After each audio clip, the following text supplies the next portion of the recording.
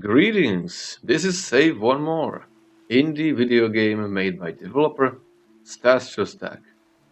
Not the first game made by this developer, actually. Stas Shostak made a few and counting.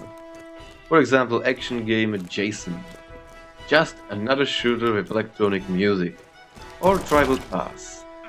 And when I mention Tribal Pass, let's hear a little tale from the backstage of the creator. Tribal Pass was initially named as The Tribe. There was no game that would be named same or look same. Few months later, after the Tribe release, Stas Shostak received a letter from Cooper Media Corp writing him about a trademark delusion over a mobile game called The Tribes. Cooper demanded change of the game name to something else because The Tribe and Tribes is too similar and can confuse potential players. Few messages later, the tribe was changed to Tribal Pass. After something like half a year, they have to change the name. After all the reviews and everything, you can still find many videos about their game trying to bring it out into the open, but with an old name. That's a problem, especially for a small developer that needs any publicity. Alright, let's read some new review from one of my favorite journalists, or maybe YouTuber. How about this? Try. Pretty good review. I like it. Might buy that game. But Steam can't find it. Never mind.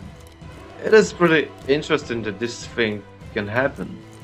One letter, someone has a problem with it, and in future it can change a lot.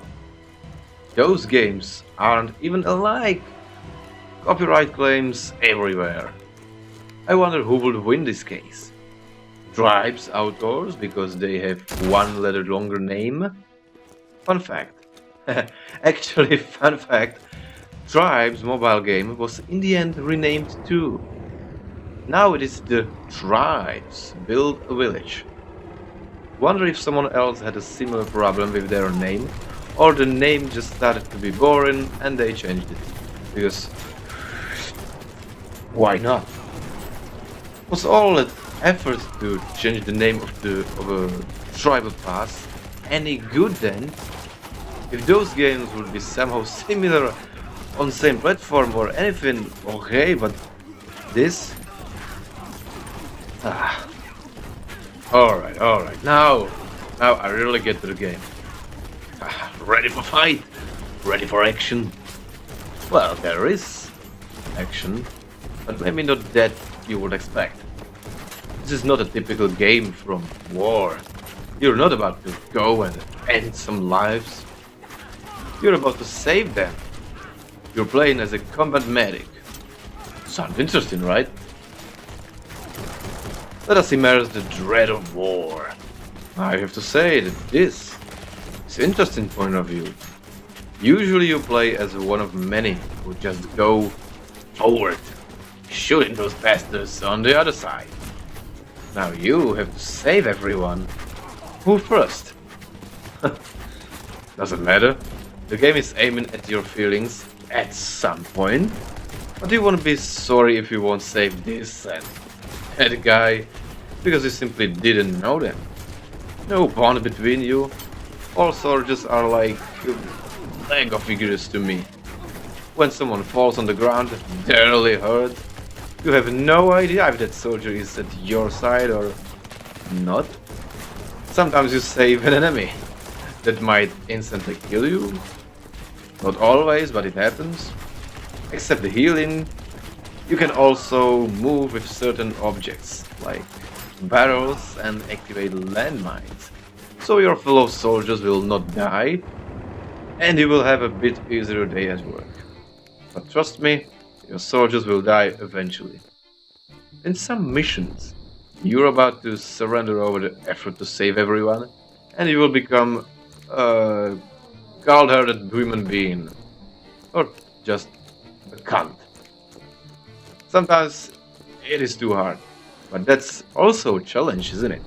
Even though I thought I'm not gonna care about those dead lads, about those I couldn't survive, well, in the end, actually I did. For a while. First, you just follow the rules set by a game, of course. Sure. You're moving and doing everything by a mouse, like in some MOBA or RTS game. And then, first mission. You start marching against the enemy that is shooting at you. Of course, you're in a war. You either die or you save some lives. And now, let's start. One guy is it. Second, third, fourth. Okay, still manageable. Fifth, sixth, seventh. Starting to be too much. Okay, okay. I can't do it. I can't. Stress that you have too many targets, too many things to do at the same time is overwhelming you. It is starting to be too much to deal with. The music, all the shooting. I don't give a damn. Let's just keep alive the radio guy and finish this round. You'll spend something about an hour or two with this game. It has a nice looking graphic, cool soundtrack, and it is kind of original. The game runs pretty smooth, not a demanding indie game that will be sold for €5 or $6, and with a slight discount first days after the release. Fair price for a fair game. If you're a person that likes narrative games, this is a great way of momentary escapism from classic video games. That's all from me. Thanks for your time, and maybe I'll see you next time.